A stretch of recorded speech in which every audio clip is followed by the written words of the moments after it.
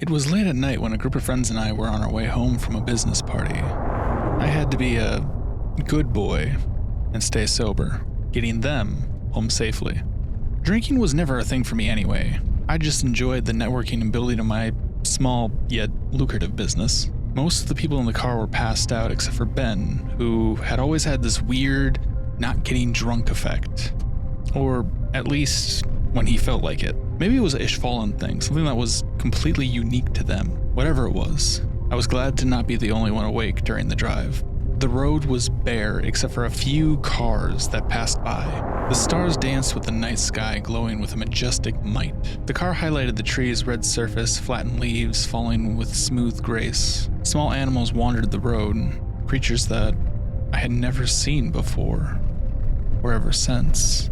Ben started to talk about people vanishing only to find them a few days later, completely dismembered and body parts littering the area. This always happened near the woods. So, you think it's a serial killer out? Ben asked, staring out into the night. I honestly don't know, but I hope they catch who or what is taking people. I replied, focused on the road, as deer started peeking their heads out. But they looked wrong. Their eyes were blood red and skin pale as a naked moon. I watched them in case they chose to leap into the road, but they never did. That fact never made me calm. Ben played with a small cube-like device, something that roared with an arcane aura, another form of Ishfallen uniqueness. Their tech had always been strange and unworldly, like it had no place in the world of man. There's a myriad of them out tonight. Ben said, still playing with the object. They look different. Unnatural. He stopped as if he heard something from behind. Ben turned his head toward the back. His pupils widened, jaw dropping from with an indescribable awe. I looked at him for a moment, before those last words echoed across my mind. There is a stranger in the back. His words filled the air with a terrible dread. I pulled the car to the side of the road, never understood what drove me to do such a thing. I turned the blinkers on and looked toward the back seats.